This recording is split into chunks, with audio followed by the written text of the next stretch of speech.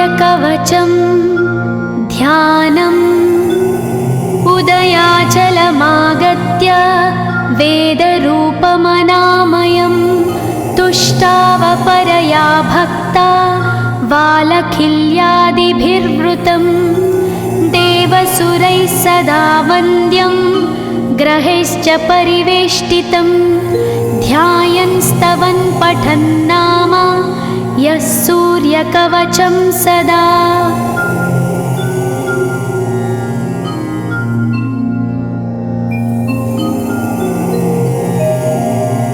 कवचं गृणिः पातु शिरोदेशं सूर्यः पालं च पातु मे आदित्यो लोचने पातु श्रुतिपातः प्रभाकरः घ्राणं पातु सदा भानो अर्क पातु तथा।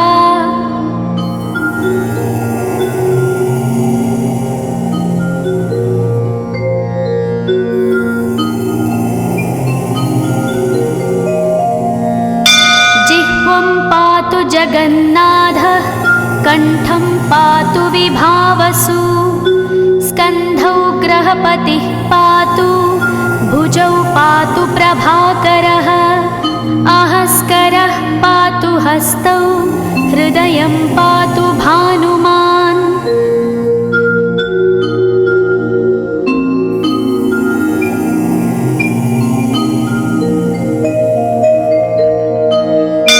मध्यं च पातु सप्ताश्वो नाभिं पातु नभोमणिः द्वादशात्मा कटिं पातु सविता पातु सक्तिनी ऊरू पातु सुरश्रेष्ठो जानुनी पातु भास्करः जङ्घे पातु च मार्ताण्डो गुल्फौ पातु त्विषाम्पतिः।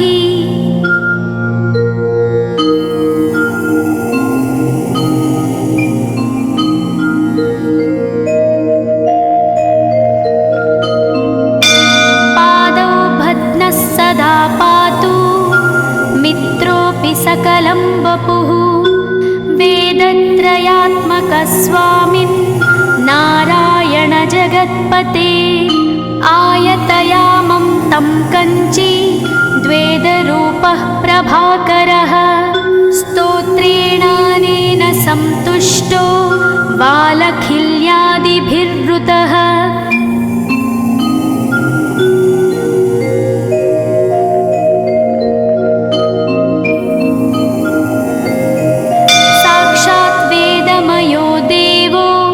रथारूढः समागतः तं दृष्ट्या सहस्तोत्थाय दण्डवत् प्रणमन् भुवि कृताञ्जलिपुटो भूत्वा सूर्यस्याग्रे स्तुवत्तदा वेदमूर्तिः महाभागो ज्ञानदृष्टिर्विचार्य च ब्रह्मणा स्थापितं पूर्वं यथा यमाविवर्जितम्।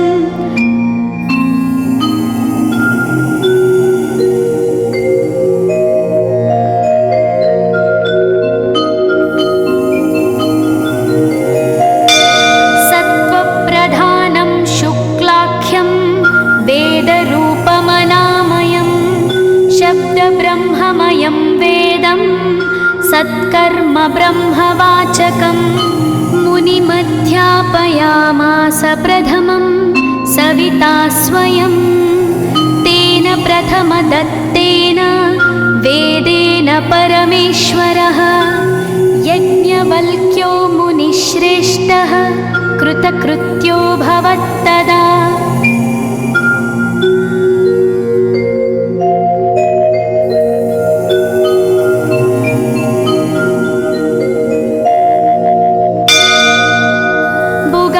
सकलान् वेदान् ज्ञातवान् सूर्यसन्निधौ इदं स्तोत्रं महापुण्यं पवित्रं पापनाशनं यः पठेच्छृणुयाद्वापि सर्वपापैः प्रमुच्यते वेदार्थज्ञानसम्पन्नः सूर्यलोकमवाप्नुयात्।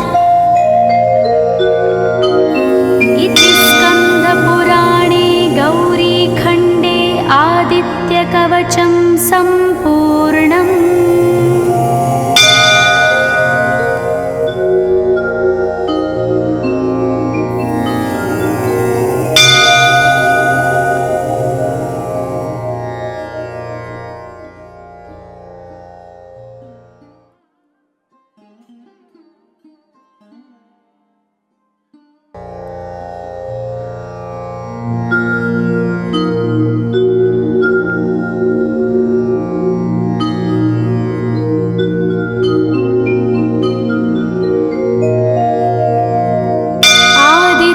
कवचं ध्यानम् उदयाचलमागत्य वेदरूपमनामयं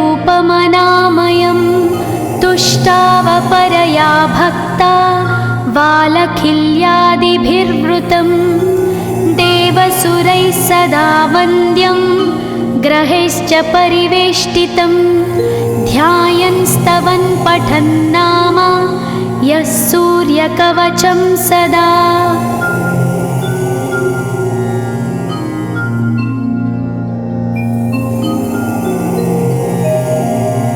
कवचं गृणिः पातु शिरोदेशं सूर्यः पालं च पातु मे आदित्यो लोचने पातु श्रुतिपातः प्रभाकरः घ्राणं पातु सदा भानो अर्क पातु तथा।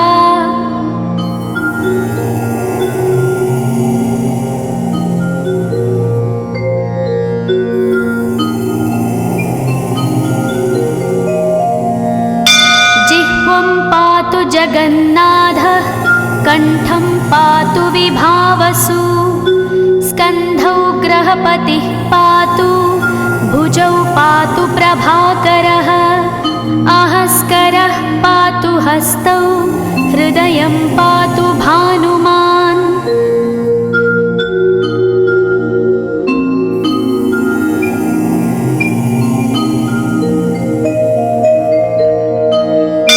मध्यं च पातु सप्ताश्वो नाभिं पातु नभोमणिः द्वादशात्मा कटिं पातु सविता पातु सक्तिनी ऊरू पातु सुरश्रेष्ठो जानुनी पातु भास्करः जङ्घे पातु च मार्ताण्डो गुल्फौ पातु त्विषाम्पतिः।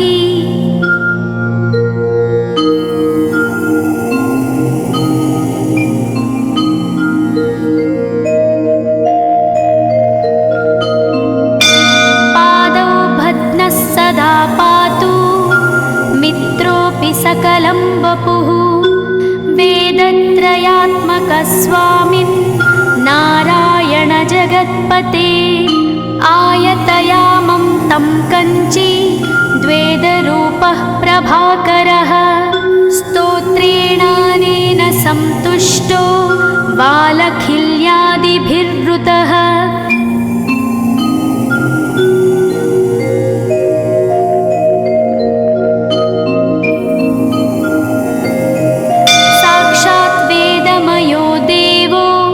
रथारूढः समागतः तं दृष्ट्या सहस्तोत्थाय दण्डवत् प्रणमन् भुवि कृताञ्जलिपुटो भूत्वा सूर्यस्याग्रे स्तुवत्तदा वेदमूर्तिः महाभागो ज्ञानदृष्टिर्विचार्य च ब्रह्मणा स्थापितं पूर्वं यथा यमाविवर्जितम्।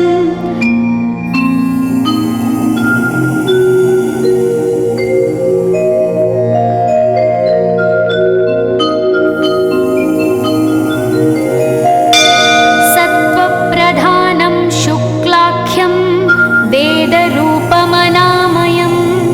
शब्दब्रह्ममयं वेदं सत्कर्म ब्रह्मवाचकम् मुनिमध्यापयामास प्रथमं सविता स्वयं तेन प्रथमदत्तेन वेदेन परमेश्वरः यज्ञवल्क्यो मुनिश्रेष्ठः कृतकृत्यो भवत्तदा।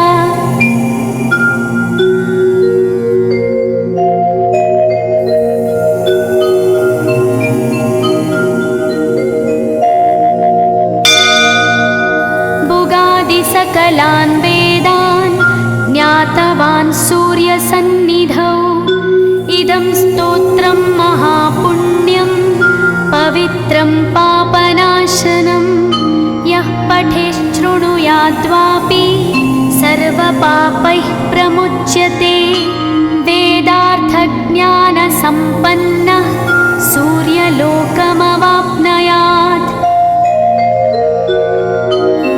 इति स्कन्दपुराणे गौरीखण्डे आदित्यकवचं सम्पूर्णम्।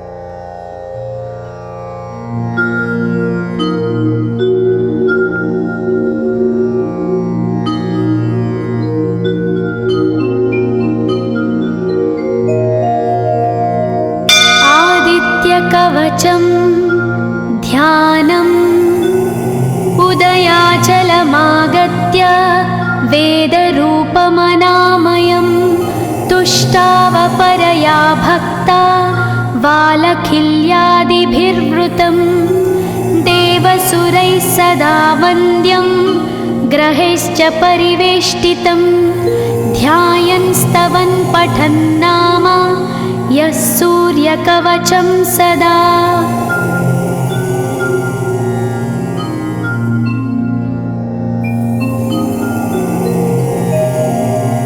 कवचं गृणिः पातु शिरोदेशं सूर्यः पालं च पातु मे आदित्यो लोचने पातु श्रुतिपातः प्रभाकरः घ्राणं पातु सदा भानो अर्कपातु तथा।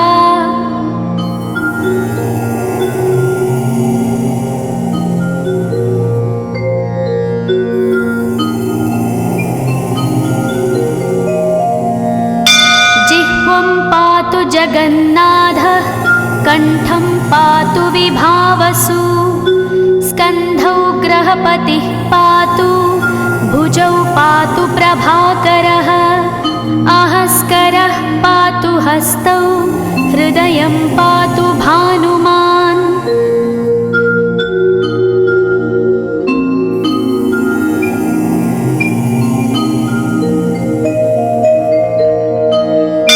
मध्यं च पातु सप्ताश्वो नाभिं पातु नभोमणिः द्वादशात्मा कटिं पातु सविता पातु सक्तिनी ऊरू पातु सुरश्रेष्ठो जानुनी पातु भास्करः जङ्घे पातु च मार्ताण्डो गुल्फौ पातु त्विषाम्पतिः।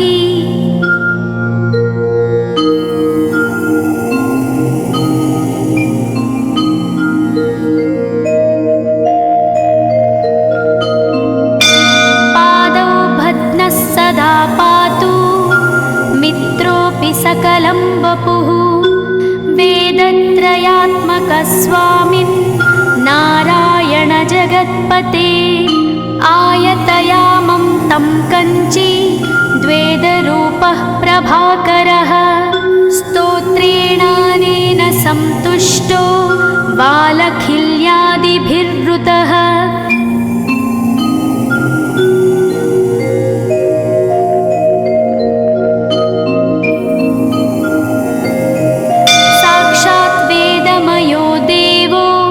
रथारूढः समागतः तं दृष्ट्या सहस्तोत्थाय दण्डवत् प्रणमन् भुवि कृताञ्जलिपुटो भूत्वा सूर्यस्याग्रे स्तुवत्तदा वेदमूर्तिः महाभागो ज्ञानदृष्टिर्विचार्य च ब्रह्मणा स्थापितं पूर्वं यथा यमाविवर्जितम्।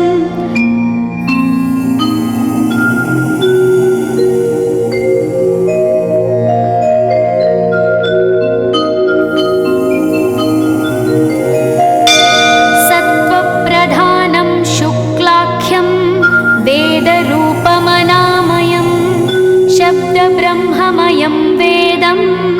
सत्कर्म ब्रह्मवाचकं मुनिमध्यापयामास प्रथमं सविता स्वयं तेन प्रथमदत्तेन वेदेन परमेश्वरः यज्ञवल्क्यो मुनिश्रेष्ठः कृतकृत्यो भवत्तदा।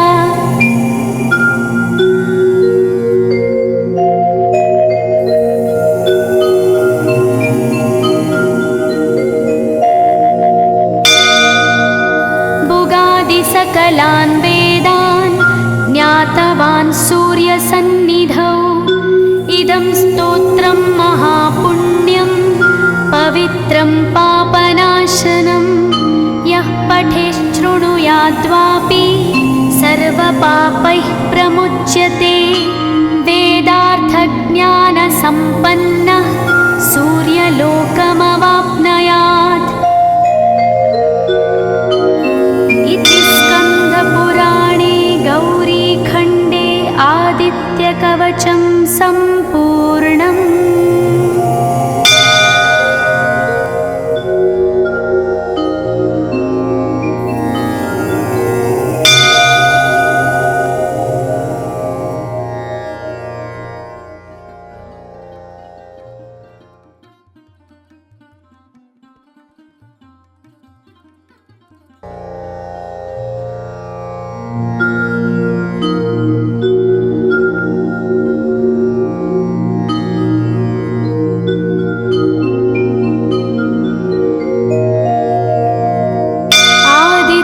कवचं ध्यानम् उदयाचलमागत्य वेदरूपमनामयं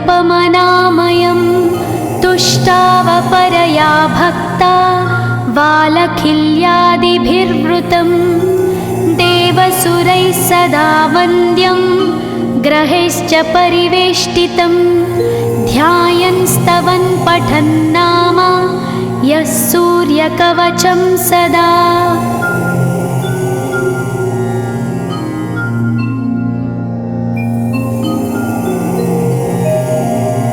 कवचं गृणिः पातु शिरोदेशं सूर्यः पालं च पातु मे आदित्यो लोचने पातु श्रुतिपातः प्रभाकरः घ्राणं पातु सदा भानो अर्क पातु तथा।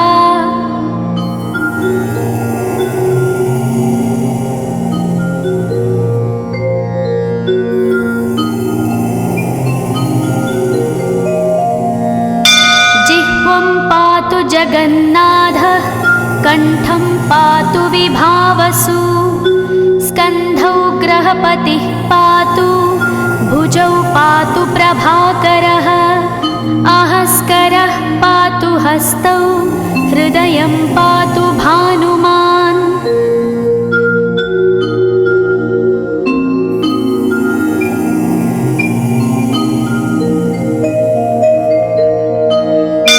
मध्यं च पातु सप्ताश्वो नाभिं पातु नभोमणिः द्वादशात्मा कटिं पातु सविता पातु सक्तिनी ऊरू पातु सुरश्रेष्ठो जानुनी पातु भास्करः जङ्घे पातु च मार्ताण्डो गुल्फौ पातु त्विषाम्पतिः।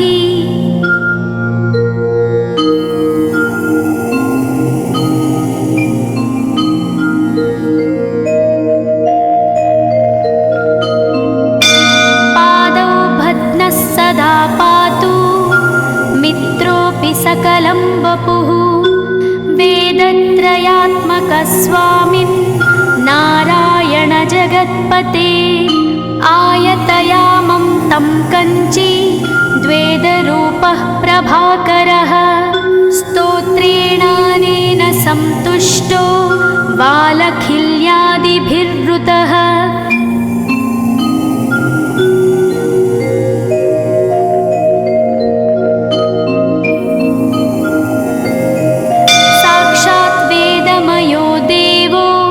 रथारूढः समागतः तं दृष्ट्वा दृष्ट्या सहस्तोत्थाय दण्डवत् प्रणमन् भुवि कृताञ्जलिपुटो भूत्वा सूर्यस्याग्रे स्तुवत्तदा वेदमूर्तिः महाभागो ज्ञानदृष्टिर्विचार्य च ब्रह्मणा स्थापितं पूर्वं यथा यमाविवर्जितम्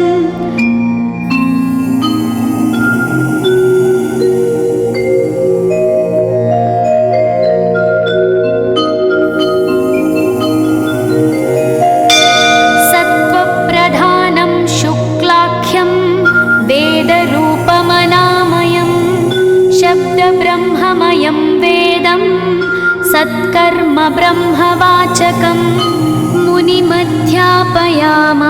प्रथमं सविता स्वयं तेन प्रथमदत्तेन वेदेन परमेश्वरः यज्ञवल्क्यो मुनिश्रेष्ठः कृतकृत्यो भवत्तदा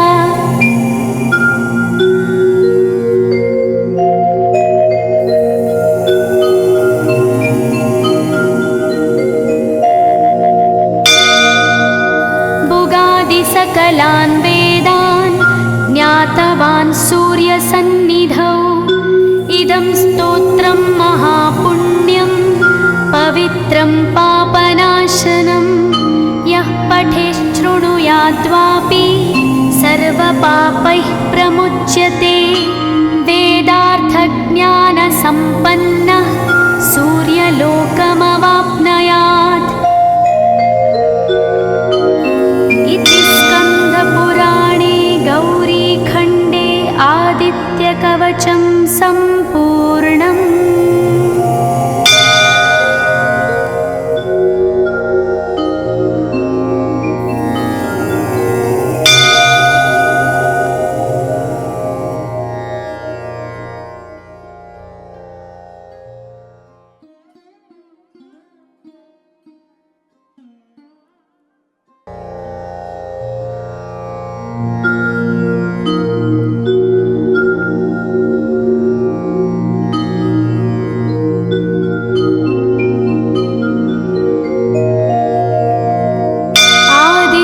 कवचं ध्यानम् उदयाचलमागत्य वेदरूपमनामयं तुष्टावपरया भक्ता वालखिल्यादिभिर्वृतं देवसुरैः सदा वन्द्यं ग्रहैश्च परिवेष्टितं ध्यायन् स्तवन् पठन् नाम यः सूर्यकवचं सदा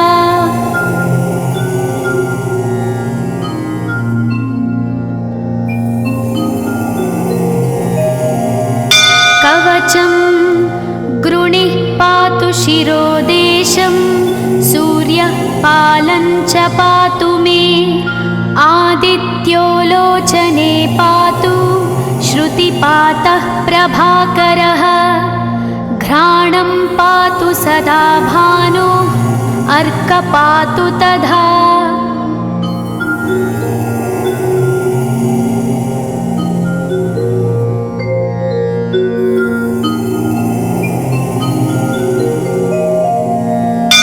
जिह्वं पातु जगन्नाथः कण्ठं पातु विभावसु स्कन्धौ ग्रहपतिः पातु भुजौ पातु प्रभाकरः आहस्करः पातु हस्तौ हृदयं पातु भानुमान्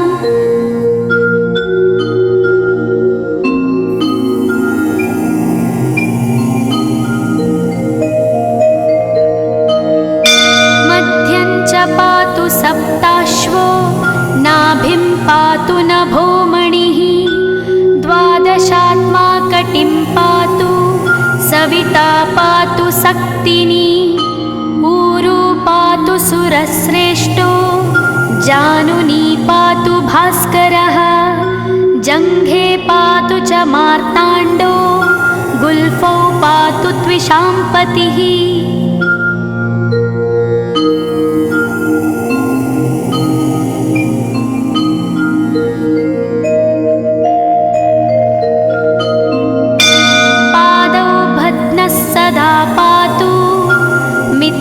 यस्यापि सकलं वपुः वेदत्रयात्मकस्वामिन् नारायण जगत्पते आयतयामं तं कञ्ची द्वेदरूपः प्रभाकरः स्तोत्रेणानेन सन्तुष्टो बालखिल्यादिभिर्वृतः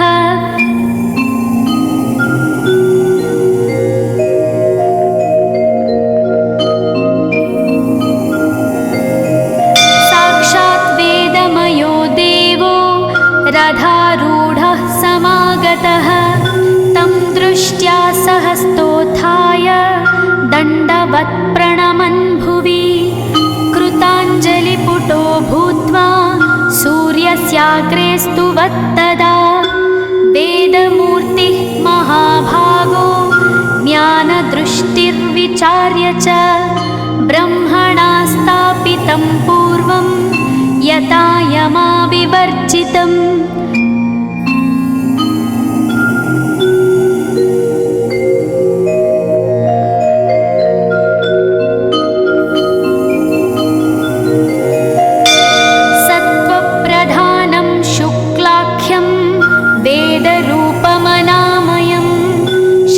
ब्रह्ममयं वेदं सत्कर्म ब्रह्मवाचकं मुनिमध्यापयामास प्रथमं सविता स्वयं तेन प्रथमदत्तेन वेदेन परमेश्वरः यज्ञवल्क्यो मुनिश्रेष्ठः कृतकृत्यो भवत्तदा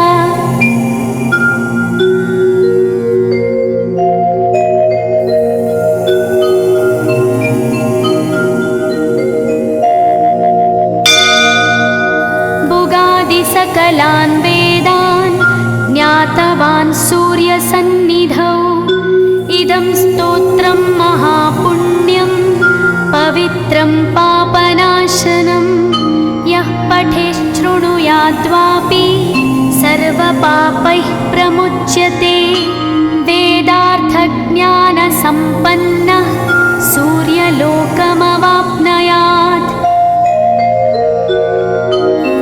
इति स्कन्दपुराणे गौरीखण्डे आदित्यकवचं सम्पूर्णम्।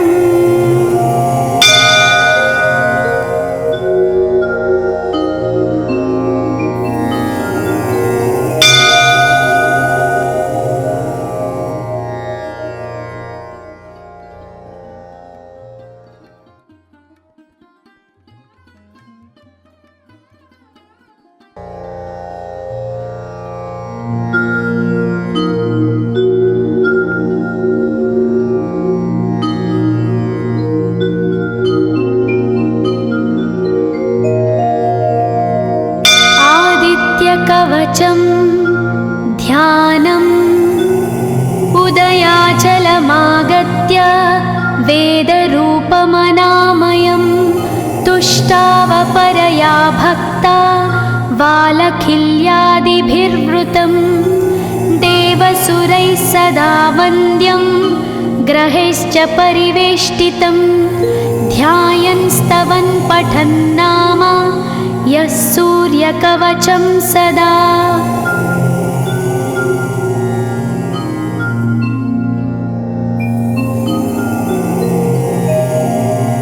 कवचं गृणिः पातु शिरोदेशं सूर्यः पालं च पातु मे आदित्यो लोचने पातु श्रुतिपातः प्रभाकरः घ्राणं पातु सदा भानो अर्कपातु तथा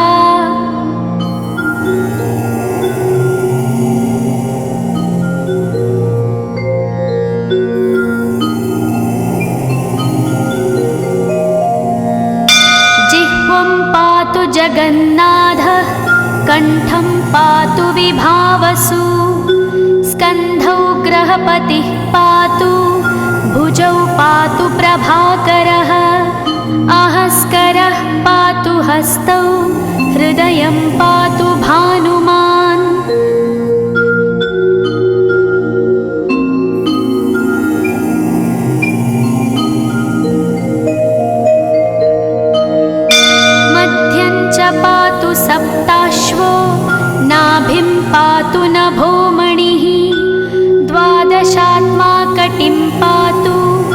सविता पातु सक्तिनी ऊरू पातु सुरश्रेष्ठो जानुनी पातु भास्करः जङ्घे पातु च मार्ताण्डो गुल्फौ पातु त्विषाम्पतिः।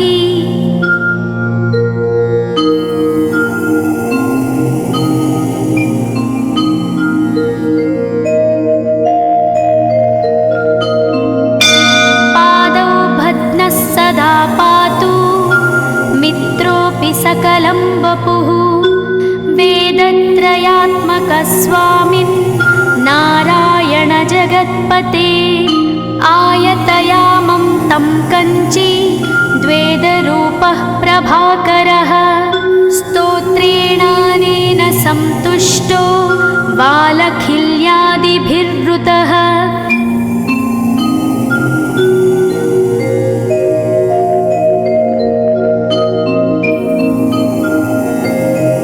साक्षात् वेदमयो देवो रथारूढः समागतः तं दृष्ट्या सहस्तोत्थाय दण्डवत् प्रणमन् भुवि कृताञ्जलिपुटो भूत्वा सूर्यस्याग्रे स्तुवत्तदा वेदमूर्तिः महाभागो ज्ञानदृष्टिर्विचार्य च ब्रह्मणा स्थापितं पूर्वं यथा यमाविवर्जितम्।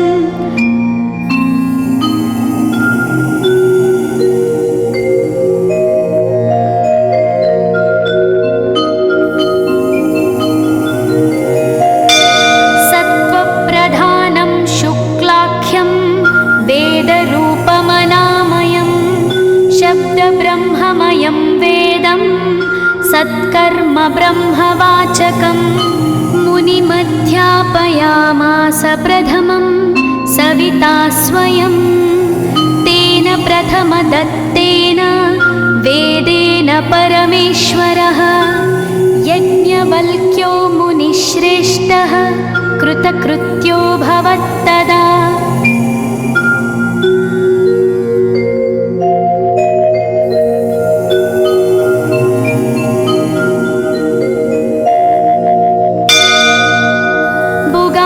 सकलान् वेदान् ज्ञातवान् सूर्यसन्निधौ इदं स्तोत्रं महापुण्यं पवित्रं पापनाशनं यः पठेच्छृणुयाद्वापि सर्वपापैः प्रमुच्यते वेदार्थज्ञानसम्पन्नः सूर्यलोकमवाप्नुयात्।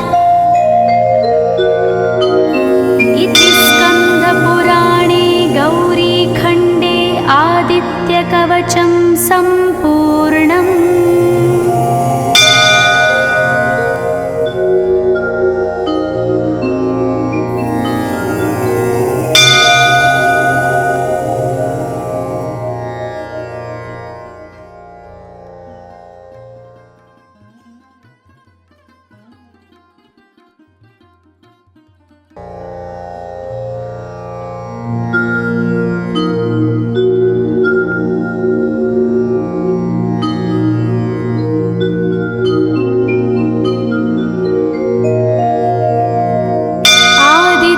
कवचं ध्यानम् उदयाचलमागत्य वेदरूपमनामयं तुष्टावपरया भक्ता वालखिल्यादिभिर्वृतं देवसुरैः सदा वन्द्यं ग्रहैश्च परिवेष्टितं ध्यायन् स्तवन् पठन् नाम यः सूर्यकवचं सदा।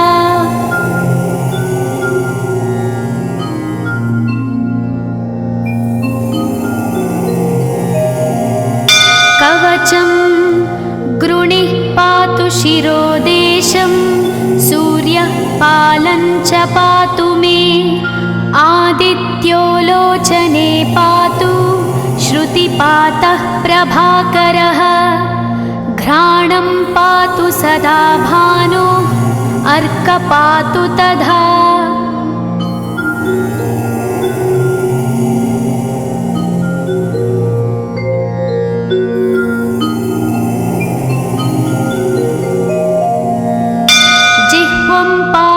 जगन्नाथः कण्ठं पातु विभावसु स्कन्धौ ग्रहपतिः पातु भुजौ पातु प्रभाकरः आहस्करः पातु हस्तौ हृदयं पातु भानुमान्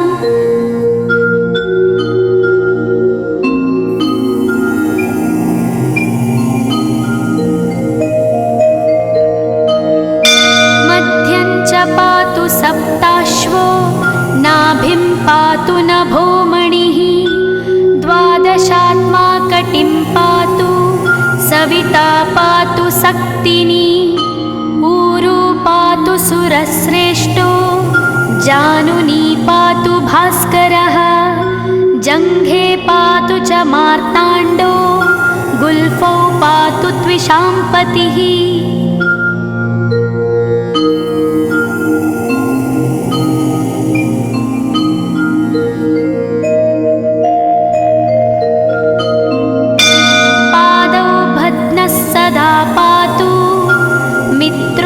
सकलं वपुः वेदत्रयात्मकस्वामिन् नारायण जगत्पते आयतयामं तं कञ्ची द्वेदरूपः प्रभाकरः स्तोत्रेणानेन सन्तुष्टो वालखिल्यादिभिर्वृतः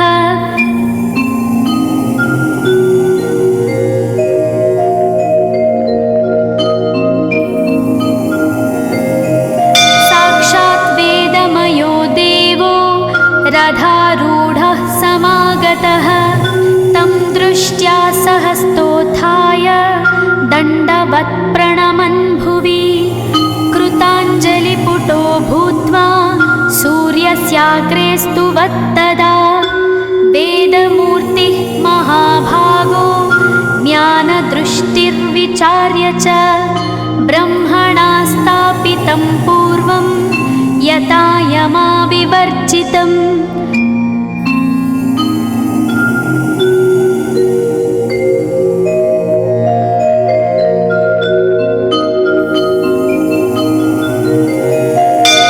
सत्त्वप्रधानं शुक्लाख्यं वेदरूपमनामयं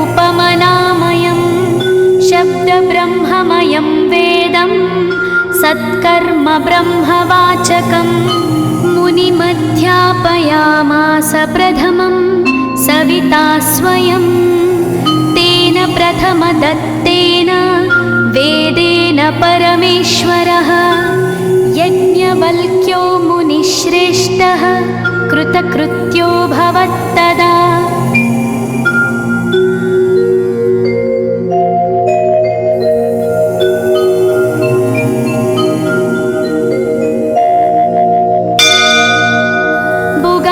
सकलान् वेदान् ज्ञातवान् सूर्यसन्निधौ इदं स्तोत्रं महापुण्यं पवित्रं पापनाशनं यः पठेच्छृणुयाद्वापि सर्वपापैः प्रमुच्यते वेदार्थज्ञानसम्पन्नः सूर्यलोकमवाप्नुयात्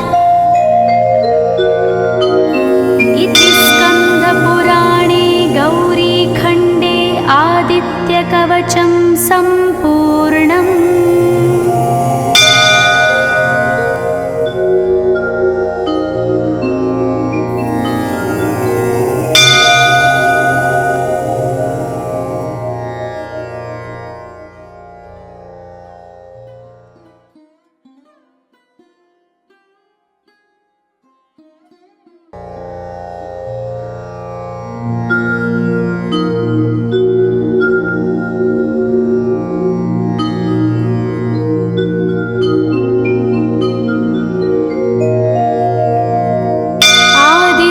कवचं ध्यानम् उदयाचलमागत्य वेदरूपमनामयं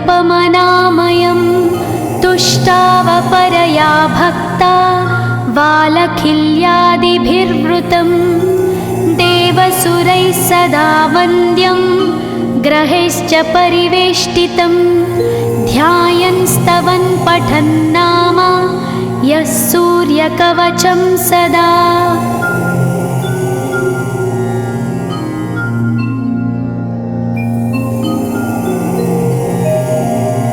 कवचं गृणिः पातु शिरोदेशं, सूर्यः पालं च पातु मे। आदित्यो लोचने पातु, श्रुतिपातः प्रभाकरः। घ्राणं पातु सदा भानो, अर्क पातु तथा।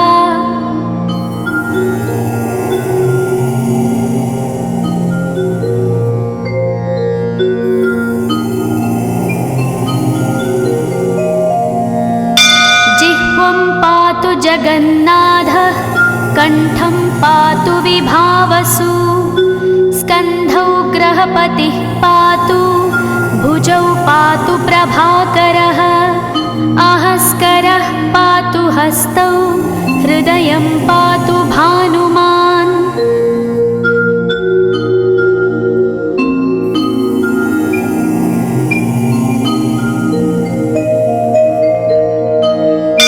मध्यं च पातु सप्ताश्वो, नाभिं पातु नभोमणिः। द्वादशात्मा कटिं पातु, सविता पातु सक्तिनी। ऊरू पातु सुरश्रेष्ठो, जानुनी पातु भास्करः। जङ्घे पातु च मार्ताण्डो, गुल्फौ पातु त्विषाम्पतिः।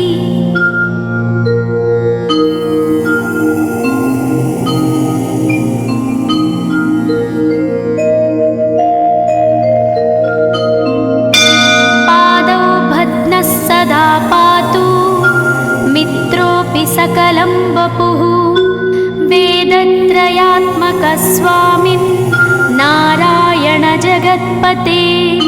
आयतयामं तं कञ्ची, द्वेदरूपः प्रभाकरः। स्तोत्रेणानेन सन्तुष्टो, बालखिल्यादिभिर्वृतः।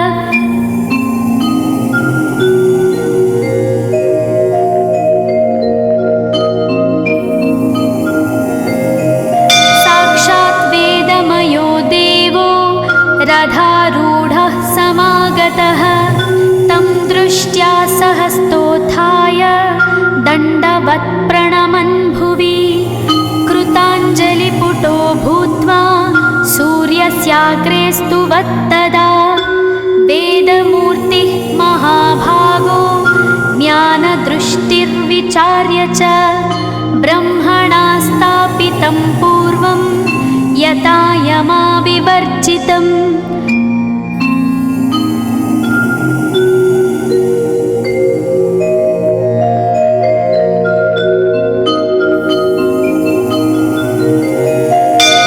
सत्त्वप्रधानं शुक्लाख्यं, वेदरूपमनामयं।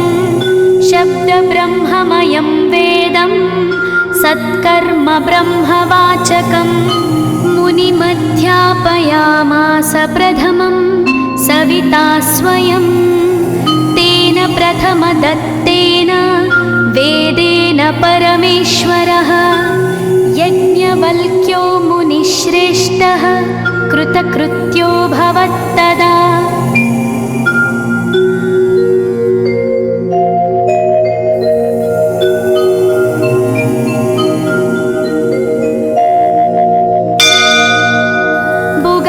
सकलान् वेदान्, ज्ञातवान् सूर्यसन्निधौ।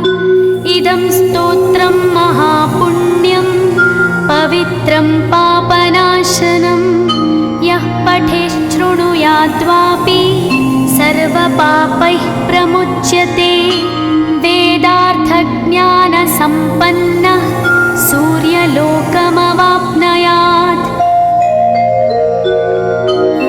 इति स्कन्दपुराणे गौरीखण्डे आदित्यकवचं सम्पूर्णम्।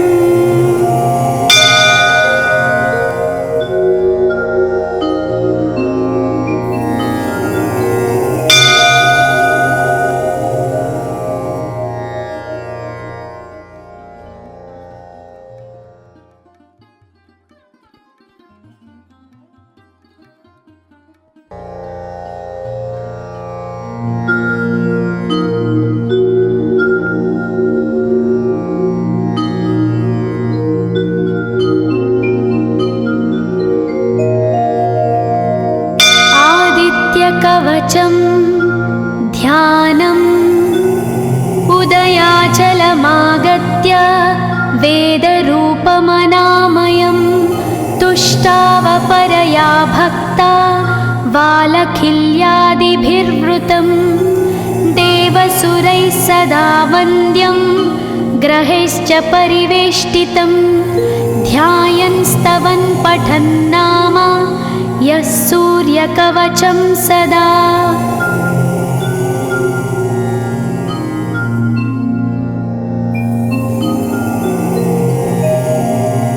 कवचं गृणिः पातु शिरोदेशं सूर्यः पालं च पातु मे आदित्यो लोचने पातु श्रुतिपातः प्रभाकरः घ्राणं पातु सदा भानो अर्कपातु तथा।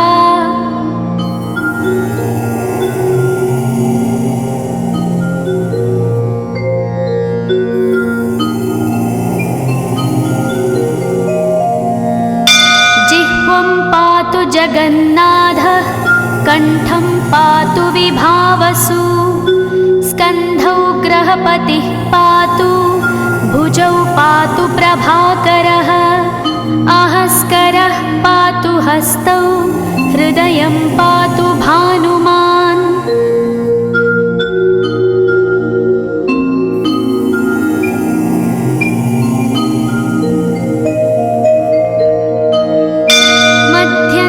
पातु सप्ताश्वो नाभिं पातु नभोमणिः द्वादशात्मा कटिं पातु सविता पातु सक्तिनी ऊरू पातु सुरश्रेष्ठो जानुनी पातु भास्करः जङ्घे पातु च मार्ताण्डो गुल्फौ पातु त्विषाम्पतिः।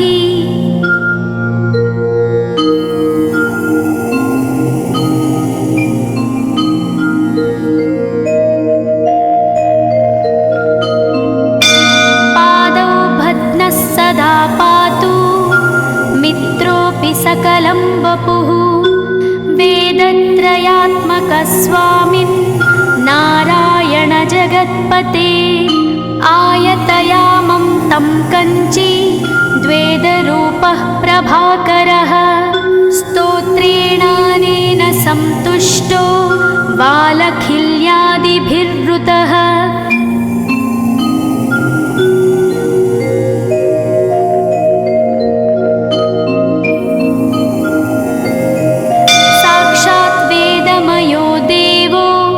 रथारूढः समागतः तं दृष्ट्या सहस्तोत्थाय दण्डवत् प्रणमन् भुवि कृताञ्जलिपुटो भूत्वा सूर्यस्याग्रे स्तुवत्तदा वेदमूर्तिः महाभागो ज्ञानदृष्टिर्विचार्य च ब्रह्मणा स्थापितं पूर्वं यथा यमाविवर्जितम्।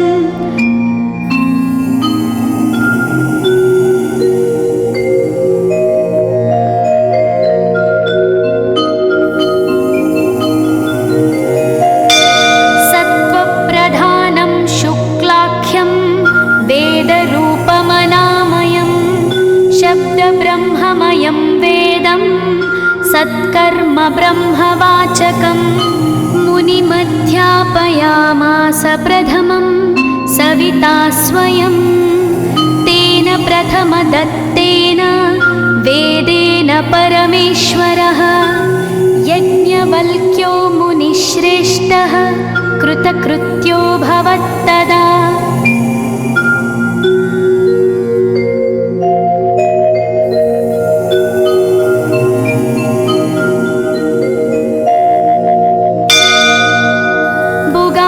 सकलान् वेदान् ज्ञातवान् सूर्यसन्निधौ इदं स्तोत्रं महापुण्यं पवित्रं पापनाशनं यः पठेच्छृणुयाद्वापि सर्वपापैः प्रमुच्यते वेदार्थज्ञानसम्पन्नः सूर्यलोकमवाप्नुयात्।